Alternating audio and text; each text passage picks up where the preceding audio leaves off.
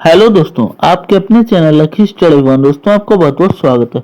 दोस्तों आज मैं आपके लिए सीडीपी की क्लास लेके आया हूं दोस्तों। जो सीटेट का जो एग्जाम जुलाई में होने वाला है दोस्तों, इसके लिए बहुत ही महत्वपूर्ण क्लास रहेगी दोस्तों। साथ ही दोस्तों मैं आपके लिए सीडीपी की क्लास से जितने भी इंपॉर्टेंट क्वेश्चन है दोस्तों, वह सभी इस वीडियो में कराऊंगा दोस्तों। इसके अलावा दोस्तों अगर आपको फ्री पीडीएफ चाहिए हो इसकी, तो पीडीएफ हमारे टेलीग्राम ग्रुप से ज्वाइन होकर फ्री पीडीएफ प्राप्त कर सकते हैं। इसका लिंक आपको डिस्क्रिप्शन में मिल जाएगा। पहला क्वेश्चन हमारा, वह अवस्था जब बच्चा तार्किक रूप से वस्तुओं व घटनाओं के विषय में चिंतन प्रारंभ कर देता है, वह कौन सी अवस्था होती है दोस्तों? तो वह मूर्त संक्रियात्मक अवस्था होती है दोस्तों। कौन सी? मूर्त संक्रियात्मक अवस्था होती है। ऑप्शन डी हमारा राइट आंसर हो जाएगा। मन का मानचित्रण संबंधित है, तो मन का जो मानचित्रण दोस्तों, ये मन की क्रियाशीलता पर जो अनुसंधान से है दोस्तों। क्या? जो मन की क्रिया से अनुसंधान होता है उसे मन का मानचित्रण कहते हैं। ऑप्शन सी हमारा राइट आंसर जाएगा। विशेष रूप से प्राथमिक स्तर पर विद्यार्थियों की सीखने संबंधी समस्याओं को संबोधित करने का सबसे बेहतर तरीका कौन सा है दोस्तों? मतलब जो प्राथमिक स्तर पर यानी जो प्राथमिक प्राइमरी स्कूल होते हैं दोस्तों, इसमें जो विद्यार्थियों को सीखने की समस्या है उसको कैसे हम अच्छे तरीके से कर सकते हैं? तो पहला ऑप्शन, महंगी और चमकदार सहायक सामग्री का प्रयोग करें। जी हाँ, महंगी और सामग्री प्रयोग से नहीं किया जा सकता। सरल और रोचक पाठ्य पुस्तकों का प्रयोग करना। जी हाँ, ये भी अच्छा। कहानी कथन पद्धति का प्रयोग करना, ये भी। अक्षमता के अनुरूप विभिन्न शिक्षण पद्धतियों का प्रयोग करना। तो ऑप्शन डी वाला हमारा राइट आंसर दोस्तों। सीटेट में जो सबसे अच्छा और सबसे योग्य आंसर यानी इंपोर्टेंट जो सबसे सही तरीका बताता है वही राइट आंसर होता है। तो इसमें जो ऑप्शन डी वाला है कि अक्षमता यानी अक्षमता जो होती है ना, क्षमता के अनुरूप अक्षमता के विभिन्न शिक्षण पद्धतियों का प्रयोग करना, जिससे क्या है बच्चा जो है सीखने की समस्या जो उसको खत्म हो, जल्दी से सीखे। तो ऑप्शन डी हमारा राइट आंसर। निम्न में से कौन से बच्चे की सामाजिक मनोवैज्ञानिक आवश्यकताओं के साथ संबंध नहीं है दोस्तों? संवेगात्मक सुरक्षा की आवश्यकता, शरीर से अपशिष्ट पदार्थों का नियमित रूप से बाहर निकलना, संदिग्ध की आवश्यकता, सामाजिक अनुमोदन तथा सराहना की। तो दोस्तों जो सामाजिक मनोवैज्ञानिक आवश्यकता है दोस्तों, तो इसका जो अब शरीर से अपशिष्ट निकलने का कोई भी रीजन नहीं है दोस्तों। तो ऑप्शन बी जो है दोस्तों, शरीर से अपशिष्ट पदार्थों का नियमित रूप से बाहर निकलना दोस्तों, यह जो हमारे सामाजिक मनोविज्ञान से संबंधित नहीं है दोस्तों। तो ऑप्शन बी हमारा राइट आंसर हो जाएगा। वह कौन सा कथन है जहां बच्चों के संज्ञानात्मक विकास को सबसे बेहतर तरीके से परिभाषित किया जा सकता है दोस्तों? विद्यालय एवं कक्षा पर्यावरण, खेल का मैदान, सभागार और घर दोस्तों। तो सबसे जो बेहतर तरीका प्रयास करने का दोस्तों में विद्यालय एवं कक्षा पर्यावरण है दोस्तों। कहाँ? विद्यालय और कक्षा पर्यावरण जो है बच्चा जो है संज्ञानात्मक विकास को सबसे बेहतर तरीके से प्रभावित कर सकता है। बच्चे दुनिया के बारे में अपनी समझ का सृजन करते हैं, इसका श्रेय किसको जाता है? बच्चे दुनिया के बारे में अपनी समझ का सृजन करते हैं, इसका श्रेय किसको दिया जाता है दोस्तों? तो इसका श्रेय जो है दोस्तों जिन प्याजे हैं दोस्तों, इन्होंने कथन दिया कि बच्चे दुनिया के बारे में अपनी समझ का सृजन करते हैं। Option B is the right answer. शिक्षा के क्षेत्र में पाठ्यचर्या शब्दावली किसकी ओर संकेत करती है दोस्तों?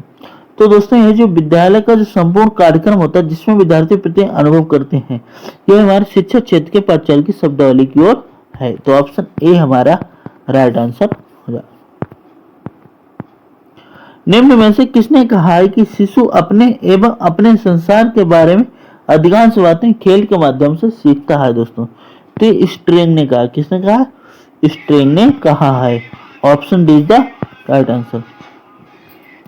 विकास कभी न समाप्त होने वाली प्रक्रिया, यह विचार किससे संबंधित है? तो दोस्तों यह विचार जो है निरंतरता का सिद्धांत दोस्तों, जो निरंतरता का सिद्धांत है दोस्तों उससे संबंधित है कि विकास कभी भी समाप्त होने वाली प्रक्रिया नहीं है।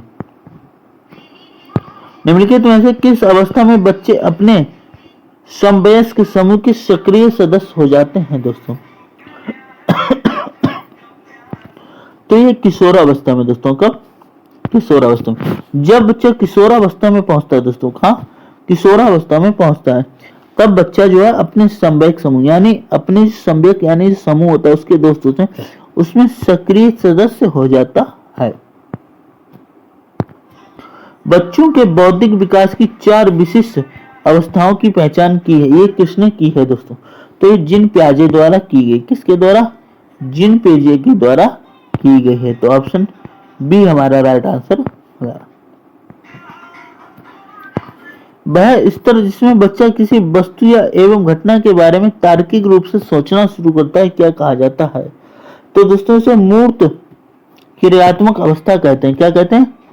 मूर्त क्रियात्मक अवस्था कहते हैं। ऑप्शन बी हमारा राइट आंसर होगा। विद्यार्थियों को विद्यालय में खेलना क्यों उचित है दोस्तों? तो दोस्तों विद्यार्थियों को जो विद्यालय में खेलना उचित है उसका रीजन है दोस्तों, यह सहयोग एवं शारीरिक संतुलन का विकास करेगा दोस्तों। क्या करेगा? यानी विद्यालय में अगर बच्चों उनके साथ खेलेगा अपने दोस्तों के साथ, तो उसका शारीरिक संतुलन का विकास होगा और उससे क्या हो, सहयोग प्राप्त होगा। तो ऑप्शन हमारा बी वाला राइट आंसर हो जाए।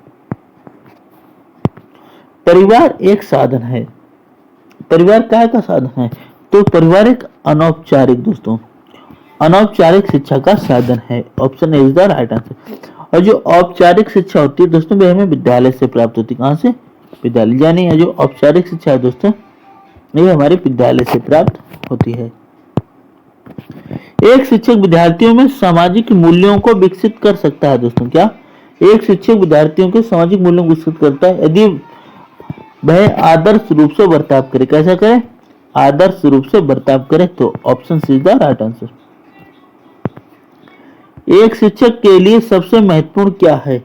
तो एक शिक्षक के लिए सबसे महत्वपूर्ण दोस्तों मेरे विद्यार्थियों की कठिनाई को दूर करना दोस्तों। क्या?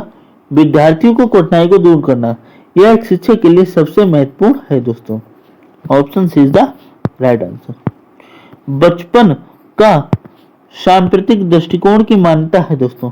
तो दोस्तों यह मान्यता है कि बचपन की वृद्धि जो है दोस्तों, जो बचपन की वृद्धि है दोस्तों एवं परिवर्तन जो है यह एक अनूठी अवधि है। क्या दोस्तों?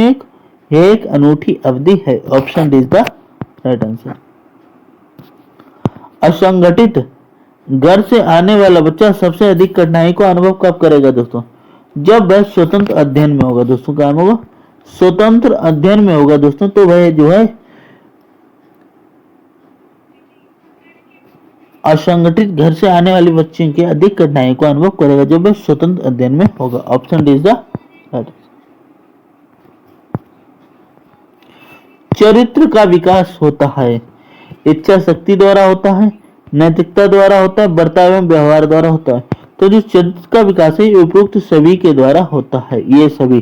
तो ऑप्शन डी हमारा राइट आंसर। शिक्षक का बर्ताव कैसा होना चाहिए? प्रशासनात्मक होना चाहिए, निर्देशनात्मक होना चाहिए, आदर्शवादी होना चाहिए और शिक्षा प्रद होना चाहिए। तो शिक्षक का बर्ताव जो है सबसे अच्छा होना चाहिए आदर्शवादी। शिक्षक कैसा होना चाहिए? शिक्षक जो है एक आदर्शवादी होना चाहिए। कैसा होना चाहिए? आदर्शवादी होना चाहिए। तो ऑप्शन सी हमारा राइट आंसर हो जाएगा। बालिका शिक्षा को महत्व देना उचित है, इसका क्या कारण है? यानी जो बालिका होती हैं लड़कियां, उन्हें शिक्षा देने का महत्व क्या रीजन है दोस्तों? बालिका बालकों से अधिक बुद्धिमती हैं? जी नहीं, ऐसा कुछ नहीं होता।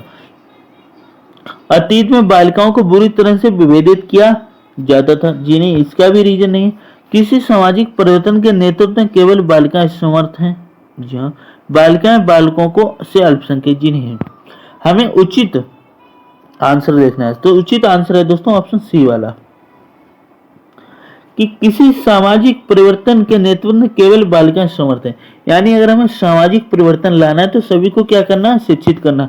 तो शिक्षित में बालक भी आएंगे, बालिकाएं भी आएंगी। तो ऑप्शन सी हमारा राइट आंसर हो जाए।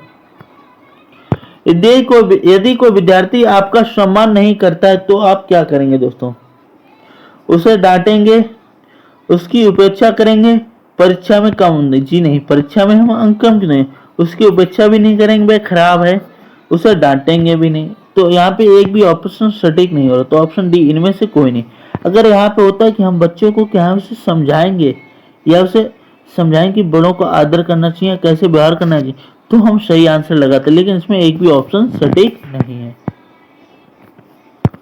निम्न में से किस स्तर में बच्चे अपने समकक्षी वर्ग के सक्रिय सदस्य बन जाते हैं दोस्तों? तो ये किशोरावस्था में दोस्तों। किसे? किशोरावस्था में। एक सामान्य 12 वर्ष की उम्र के बच्चे में सबसे अधिक होना संभव क्या है दोस्तों? तो सर्वाधिक से संभव होना दोस्तों समकक्षी के अनुमोदन के लिए बेचैनी दोस्तों। क्या? समकक्षी के अनुमोदन के लिए बेचैनी। Option is the right answer. किसी विद्यार्थी की सबसे महत्वपूर्ण विशेषता क्या? अगर कोई विद्यार्थी है उसकी सबसे महत्वपूर्ण विशेषता क्या है दोस्तों?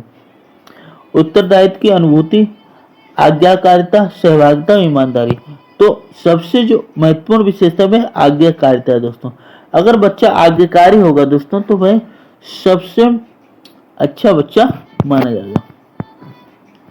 बुनियादी स्तर पर मातृभाषा में शिक्षा देना बेहतर है क्योंकि है, यानी जो बुनियादी स्तर पर मातृभाषा शिक्षा देना क्यों आवश्यक है?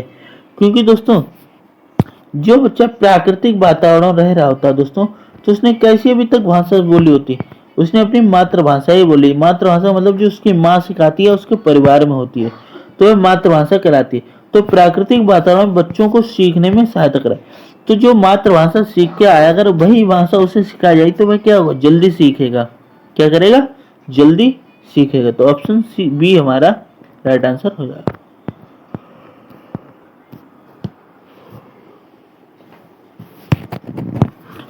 शिक्षा का उद्देश्य कैसा होना चाहिए दोस्तों? विद्यार्थियों में व्यावसायिक कुशलता का विकास करना? जी नहीं। व्यावहारिक जीवन के लिए विद्यार्थियों को तैयार करना? जी हाँ। विद्यार्थी को परीक्षा के लिए तैयार करना? जी नहीं। विद्यार्थियों में मानसिक जागरूकता का विकास करना? तो सबसे सटीक आंसर होगा ऑप्शन बी वाला। व्यावहारिक जीवन के लिए विद्यार्थियों को तैयार करना यह शिक्षा का मुख्य उद्देश्य है। खिलौने की आयु कहा जाता है, मतलब कौन सी आयु जो जिसे खिलौने की आयु कहा जाता है? तो पूर्व बाल्यावस्था दोस्तों। क्या? पूर्व बाल्यावस्था को खिलौने की आयु कहा गया है। Option is the right answer. निम्न में से कौन से पूर्व बाल्यावस्था की विशेषता नहीं? इनमें से कौन सी जो है जो पूर्व बाल्यावस्था की विशेषता नहीं है दोस्तों? दल समूह में रहने की व्यवस्था, खेलने की अवस्था, कृषि करने की अवस्था, अनुकूलने की अवस्था। तो खेलने की अवस्था जो है पूर्व बाल्यावस्था के अंतर्गत नहीं आई दोस्तों। क्या? खेलने की अवस्था जो पूर्व बाल्यावस्था के अंतर्गत नहीं आएगी। Option B is the right answer. उत्तर बाल्यावस्था में बालक भौतिक वस्तुओं के किस आवश्यक तत्व में परिवर्तन समझने लगते हैं दोस्तों? तो दोस्तों यह जो है द्रव्यमान संख्या में दोस्तों, किसमें? द्रव्यमान संख्या में जो परिवर्तन समझने लगते हैं। Option B is the right answer.